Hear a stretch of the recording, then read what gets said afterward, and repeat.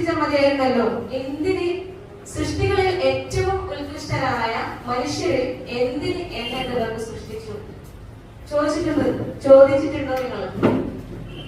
നമ്മളൊക്കെ എന്താ, ഞാൻ ജനിച്ചു, വളരണം, അതിന് ഭക്ഷണം വേണം, ഭക്ഷണം കഴിക്കണം, രാവിലെ ആവണം, ഫുഡ് ഉണ്ടാക്കണം, പാത്രം കഴുകണം, ഉച്ചയ്ക്ക് ഉണ്ടാക്കണം, അലക്കണം. ഇതാണ് നമ്മുടെ ലൈഫ് സൈക്കിൾ. ഇതിനേക്കാൾ അപ്പുറത്തേക്ക് വെറുതെ ഒരു കാര്യമില്ലാണ്ട് എന്നെ ഇവിടെ സൃഷ്ടിക്കും. വേണമെങ്കിൽ വേറെ എന്തെങ്കിലും ഇത്തരം സൃഷ്ടികളാക്കിയാൽ മതിയായിരുന്നല്ലോ.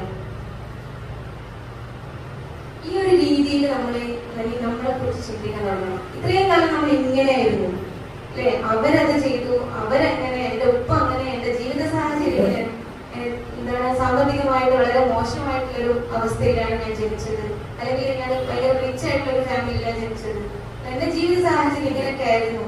നമ്മളെപ്പോഴും പരാതിയും പരിഭവങ്ങളും മാത്രമേ നമ്മൾ പറഞ്ഞിട്ടുള്ളൂ അല്ലെ? എനിക്കത് പറ്റൂല, എനിക്കത് ചെയ്യാൻ പറ്റൂല, ഞാൻ അങ്ങനെയാണ് ഇങ്ങനെയാണ്. ഇതാണ് നമ്മുടെ മനസ്സിൽ എപ്പോഴും ഉള്ളത്. ആണോ അല്ലേ? രോഗങ്ങളാണ്. എന്തുകൊണ്ടാണ് ഈ രോഗങ്ങൾ വരുന്നത് അറിയാമോ? ഞാൻ നേരത്തെ പറഞ്ഞ ആത്മാവിനെ അറിയാത്തത് കൊണ്ടാണ്. നമ്മളെല്ലാവരും പ്യുവർ സോൾ ആണെന്ന് പറയാം. പ്യുവർ സോൾ എന്ന് പറഞ്ഞത് അറിയാമോ?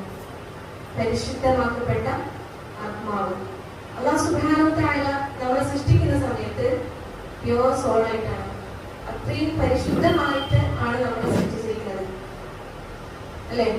നമ്മളൊക്കെ ജനനം തന്നെ, ഞാൻ ഇതിന് മുന്നിലുള്ള ക്ലാസ് പറഞ്ഞിട്ടുണ്ടായിരുന്നു, നമ്മുടെയൊക്കെ ജനനത്തെ കുറിച്ച് നമ്മൾ ചിന്തിച്ചു നോക്കും.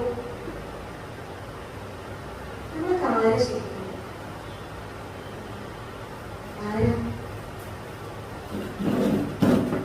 അല്ലാഹു സുബ്ഹാനഹു വ തആല എന്റെ ഉമ്മാക്കും ഉപ്പാക്കും കൊടുത്ത ഗിഫ്റ്റ് ആണ് ഞാൻ. ആണോ അല്ലേ?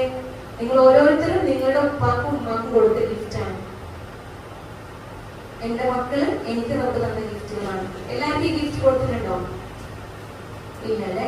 അപ്പൊ നമ്മൾ ഇതിന്റെ മഹത്വം മനസ്സിലാക്കിയോ? ഈ ഒരു ജന്മത്തിന്റെ മഹത്വം മനസ്സിലാക്കിയോ?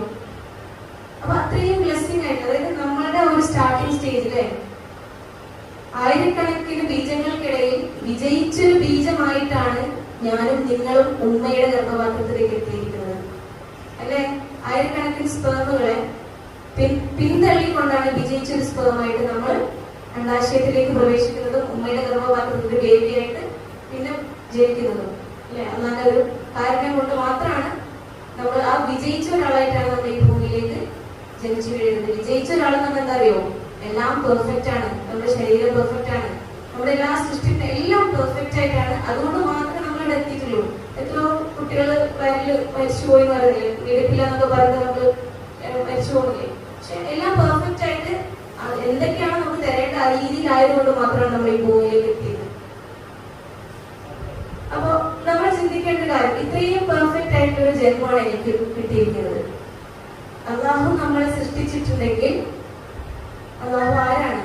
സൃഷ്ടികളെ പരിപാലിക്കുന്നവനാണ് അല്ലെ? സൃഷ്ടിക്കുക മാത്രമല്ല ചെയ്യുന്നത്, ഒന്നും ഇല്ലായ്മയിൽ നിന്ന് സൃഷ്ടിച്ച് പരിപാലിക്കുന്നവനാണ് അള്ളാഹു സുബ്ഹാനഹു വ തആല. പരിപാലിക്കാൻ ആർക്കറിയാം? സൃഷ്ടിച്ചിട്ടുണ്ടെങ്കിൽ പരിപാലിക്കാൻ അറിയണം. നമ്മളെന്താ ചെയ്യാം? പക്ഷേ ഇങ്ങനെയാണ് എന്റെ മോളെ കല്യാണം ഞാൻ എങ്ങനെ കഴിക്കും അല്ലെ? എന്റെ രോഗം, ഇന്ന അസുഖം, ഇതെങ്ങനെ ഇതിൽ നിന്ന് റിക്കവർ ആവാൻ പറ്റും? ഈ അസുഖങ്ങളൊക്കെ എന്താണെന്നറിയോ? നമ്മൾ തന്നെ വരുത്തി തീർക്കുന്നതാണ്. ചിലപ്പോ പറയുമ്പോൾ ഫസ്റ്റ് ഉൾക്കൊള്ളാൻ കുറച്ച് പ്രയാസം ഉണ്ടാവും. പക്ഷെ ഇതിന്റെ കുറച്ച് ഇടത്തിലേക്ക് ഇറങ്ങിയിട്ട് നമ്മളെ കുറിച്ച് ചിന്തിക്കുമ്പോൾ മനസ്സിലാവും ഈ രോഗങ്ങളൊക്കെ ഉള്ളത്, അല്ലെങ്കിൽ ഈ രോഗങ്ങൾ നമുക്ക് ഉണ്ടാവും. പക്ഷെ ആ രോഗങ്ങളെ എന്താണ്, ആ രോഗങ്ങൾക്കുള്ള പ്രതിവിധി അല്ലെങ്കിൽ അതിനുള്ള ആ ആന്റി ബാക്ടീരിയൽ നമ്മുടെ ബോഡിയിൽ തന്നെ നമ്മളെ സൃഷ്ടിക്കുന്ന സമയത്ത് തന്നെ ഓട്ടോ ഇമ്മ്യൂൺ സിസ്റ്റം അറിയും നമ്മുടെ ശരീരത്തിൽ അതുണ്ട്. പക്ഷെ നമുക്ക് പേടിയാണ്. ഡോക്ടർ പറയും എന്താണ്, ഒരുപാട് മരുന്നുകളൊന്നും ചേർക്കണം, എന്നാലേ അല്ലെങ്കിൽ അതൊരു പനിയും പല രോഗങ്ങൾ വരുന്നോണ്ട് പറഞ്ഞിട്ട് നമ്മളൊന്ന് ചെയ്യും. അപ്പൊ അത് ശരിക്കും നമുക്ക് പെർഫെക്റ്റ് ആയിട്ടൊരു സൃഷ്ടിപ്പ് പഠിച്ചു തന്നിട്ട് നമ്മൾ എന്ത് ചെയ്യാം? നമ്മൾ വലിയ ബുദ്ധിയുള്ള ആൾക്കാരായിട്ട് അത് പോരാഞ്ഞിട്ട് കുറച്ചും കൂടെ അങ്ങനെ പുറത്തുനിന്ന് കുത്തി കൊടുത്തേ ചെയ്യണം.